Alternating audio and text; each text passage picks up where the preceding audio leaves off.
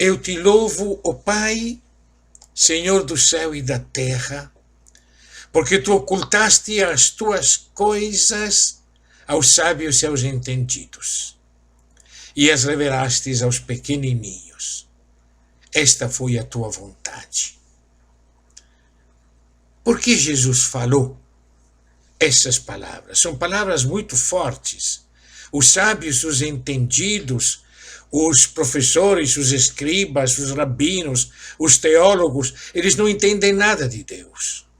Falam de Deus, enchem a boca com discursos, mas não entendem nada, são construções mentais deles. A quem Deus revela as suas coisas, o que é revelação na Bíblia, é o que passa pela memória dos pequenininhos, das pequenininhas, dos pobres, das pobres, dos últimos, das últimas. A estes Deus quis revelar as suas coisas.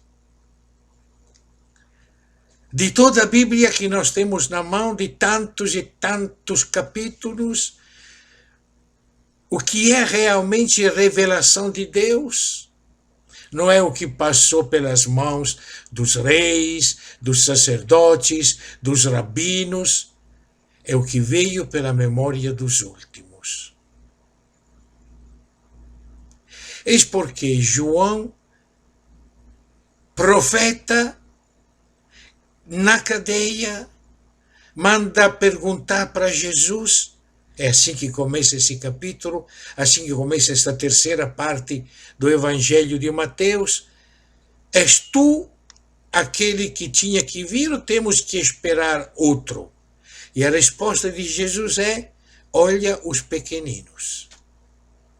Olha os mudos, os surdos, os cegos, os pobres.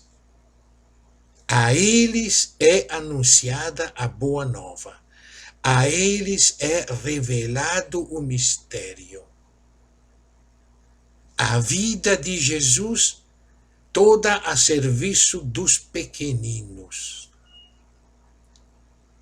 Bem-aventurado aquele que não se escandaliza por causa de mim. É mais uma bem-aventurança do Evangelho de Mateus. Tem 12 bem-aventuranças. Esta é a 10ª. É muito bonito. Bem-aventurados aquele que reconhece nesse pequenininho, porque o pequenininho é justamente esse homem da Galileia, o filho do carpinteiro, um Jesus ninguém, não tinha títulos, não tinha dignidades, não tinha honraria, não tinha privilégios. Mas ele sabe. A ele é revelado. Por quê? Porque só o Filho conhece de verdade o Pai. E só o Pai conhece de verdade o Filho. Este conhece de verdade traduz aquela palavra do Evangelho que seria super conhece. Não é fruto de pesquisa, não é fruto de investigação. O filho, o pequenininho, sabe quem é o pai.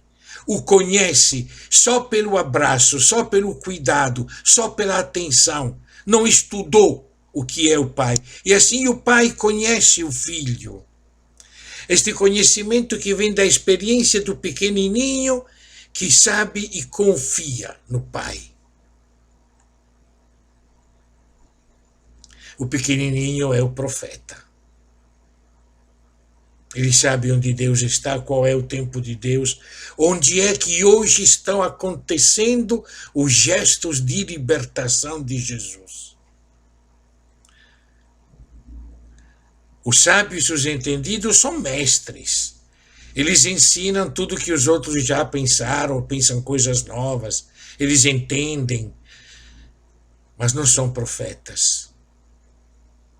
Como dizia o saudoso Papa Paulo VI, A humanidade precisa de profetas, não de mestres.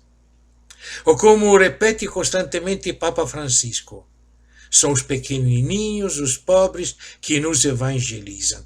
Este é o centro da fé, porque os pequeninos, os filhos, conhecem o Pai. A ele o Pai revelou.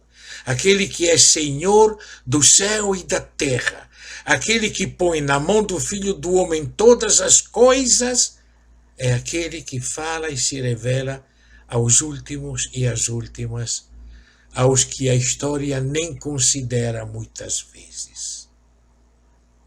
Por isso que João na cadeia é o profeta. Vocês foram ver alguém, ele não é um rico, ele não veste de roupas finas, ele não come comidas preparadas, ele é um profeta. Entre os filhos do homem não tem ninguém maior do que ele. Mas o menorzinho no reino dos céus é maior do que ele. O pequenininho que sabe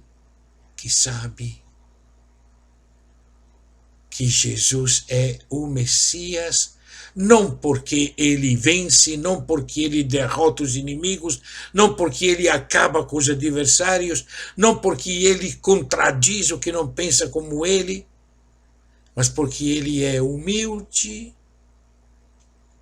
e manso de coração. E aí, a primeira leitura sabidamente nos lembra a profecia de Zacarias que lhe encontraremos quando Jesus vai entrar em Jerusalém. Aquela profecia que dizia assim: a ti vem o teu rei, ele é justo e vencedor, humilde, ele cavalga um burrinho, um puledro filho de jumenta. Ele acabará com os carros de guerra de Samaria. Ele acabará com os cavalos de Jerusalém. Ele vai quebrar o arco da guerra. Ele anunciará a paz às nações. Vinde a mim e encontrarei descanso das vossas fadigas. A única maneira de ter descanso, de completar a obra de Deus, lembremos que o descanso é a memória da criação, de tudo era bonito, é estar junto com os pequenos. Não basta ter a fé em Jesus. Precisamos ter a fé de Jesus, que acredita nos últimos e nos pobres.